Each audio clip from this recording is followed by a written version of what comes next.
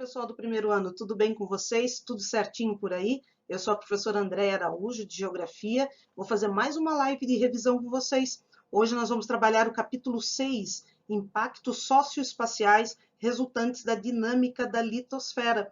Lembrando a vocês que os exercícios que nós vamos resolver estão no seu material didático e também no livro de atividades. Então vem comigo, vamos resolver algumas questões aí, pessoal. Olha só, nós vamos começar aqui com a página 63, Hora do Estudo. Nós temos duas questõezinhas aqui bem interessantes. A primeira pergunta por que não há vulcões ativos no Brasil? Então, olha só, não temos vulcões ativos, já tivemos nossa história de formação geológica, hoje não temos mais, porque nós estamos no centro da placa tectônica sul-americana. Tá? Então, nós já temos essa solidificação de toda a nossa estrutura geológica, por isso que nós não temos mais vulcões ativos. Então, ficou assim a resposta. Porque o Brasil localiza-se na porção central da placa sul-americana.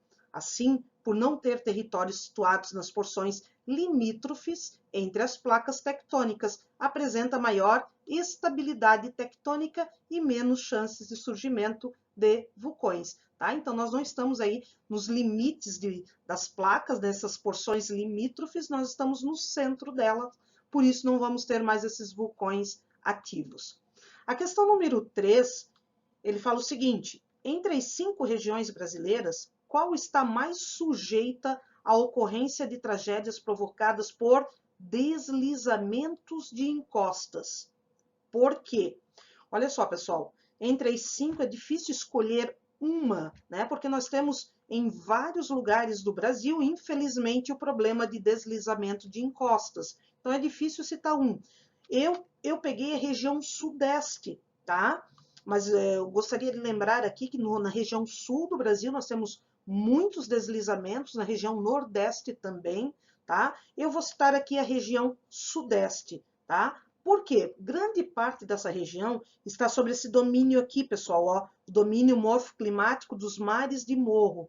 O que acontece? É uma região que vai apresentar grandes altitudes, né? Nós temos lá diversas serras. E outra coisa, o porquê desses deslizamentos? Essa região aqui tem o clima tropical úmido. Esse clima aqui dá uma série de chuvas durante o verão. Então, aumenta muito o índice de precipitação no verão. Por isso que acaba acontecendo esses deslizamentos de encostas, que infelizmente a gente acompanha aí, né, pelos jornais, né, mostrando inclusive com algumas vítimas desses deslizamentos. Então eu escolhi aqui a região sudeste, mas eu queria deixar claro que não só na região sudeste, ok? Duas questões bem interessantes, são questões discursivas, então pega aí o seu lápis, o seu caderno para fazer essas respostas aqui. Na página 64, nós vamos agora para uma questão número 6. Muitos processos erosivos se concentram nas encostas, principalmente aqueles motivados pela água e pelo vento. No entanto, os reflexos também são sentidos nas áreas de baixada, onde geralmente há ocupação urbana.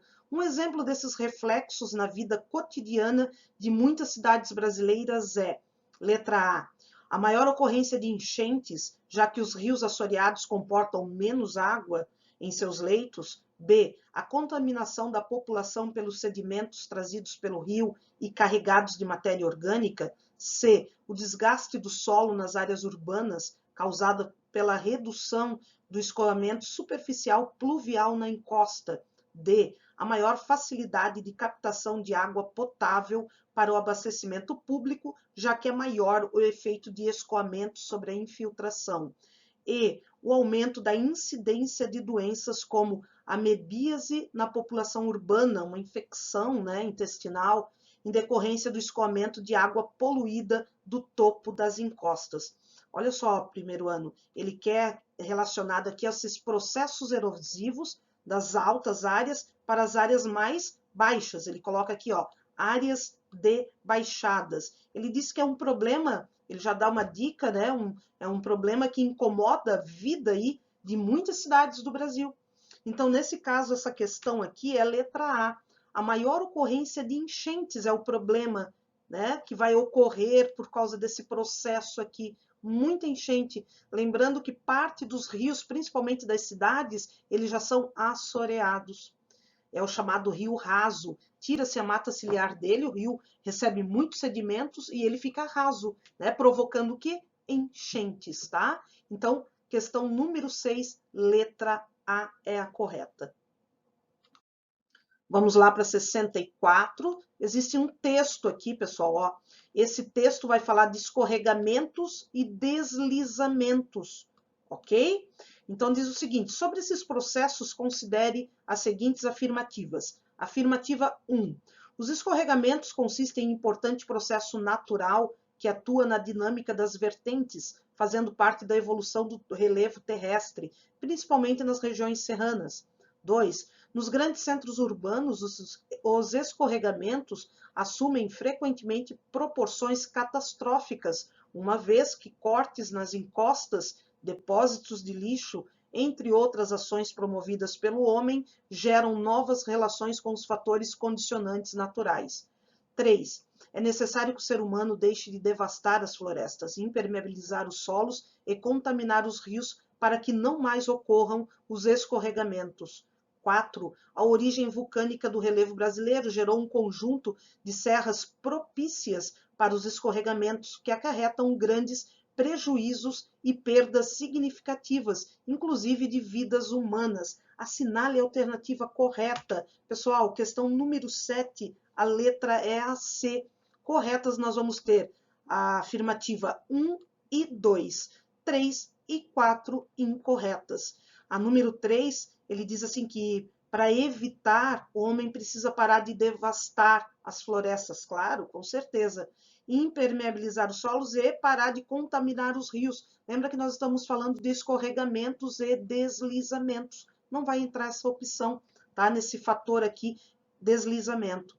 4. A origem vulcânica do relevo brasileiro gerou um conjunto de serras, né? Toda a dinâmica de conjunto de serras, né, a gente viu nas aulas de relevo do Brasil, foram aí os limites convergentes, né, que aconteceram, e o Brasil não tem só uma origem vulcânica, tem sedimentar, tem cristalina, tá? Então, são os erros aí da questão 3 e 4. Então, página 64, questão número 7, letra C.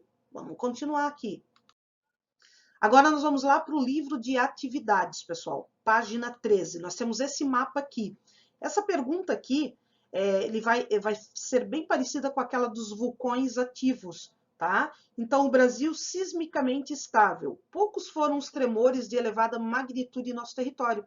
Observe o mapa a seguir e, com base na análise dele, justifique porque o Brasil, porque o país não apresenta grandes abalos sísmicos. Tá? Então, a mesma questão parecida com a dos vulcões ativos, nós estamos no centro da placa sul-americana, né? Nós não vamos ter grandes abalos como no Japão, como em toda aquela área do Círculo de Fogo do Pacífico, que tem uma grande instabilidade tectônica. Nós já temos, assim, uma reacomodação de todo o nosso terreno, da nossa estrutura geológica, por isso que vamos ter, como vimos em outras aulas passadas, né, apenas tremores, que é até uma coisa normal, né, essa acomodação do relevo terrestre. Ok, pessoal? Então, por favor, anote aí, é o centro da placa sul-americana que nos dá essa estabilidade tectônica. Vamos lá para mais uma questão. Página 15, é livro de atividade, viu, pessoal? A teoria da tectônica de placas foi elaborada no século XX. Baseou-se, de certa maneira, na hipótese levantada por Alfred Wegener no início do século mencionado, século XX. Trata-se de um paradigma de extrema importância para as geociências, em especial para a geologia, geografia e a geofísica. São os fundamentos dessa teoria. Sobre os fundamentos dessa teoria, é correto afirmar. Pessoal, nessa questão, ele quer sobre a tectônica de placas. Lá, essa teoria que a gente viu também nas aulas, vimos alguns exercícios de revisão sobre essa teoria de Alfred Wegener, né?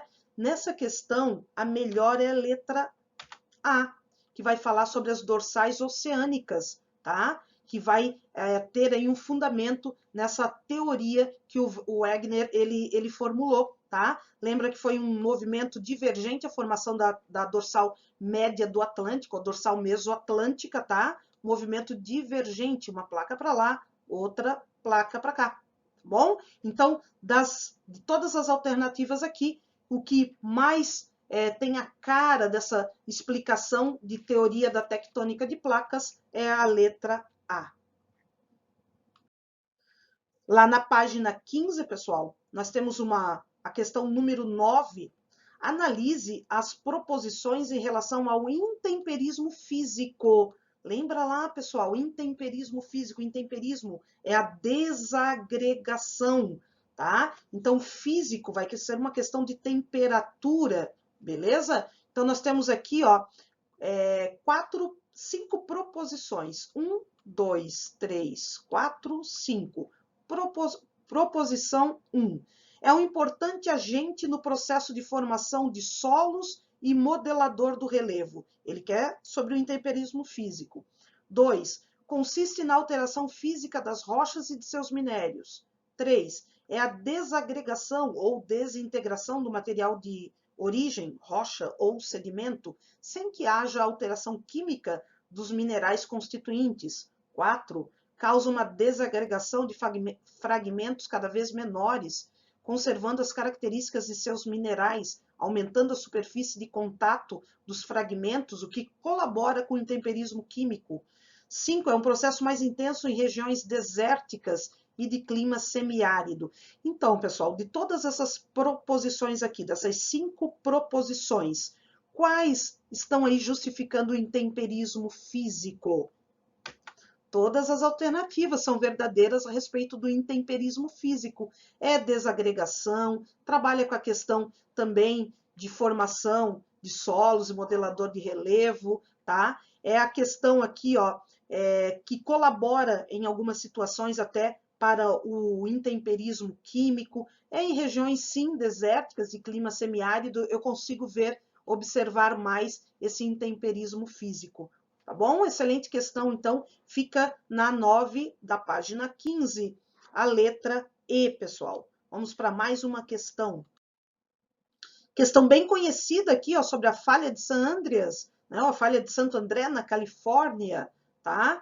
Então, pessoal, observe a imagem da falha de Santo André, ou falha de San Andreas, na Califórnia, nos Estados Unidos. Está aqui o desenho da falha.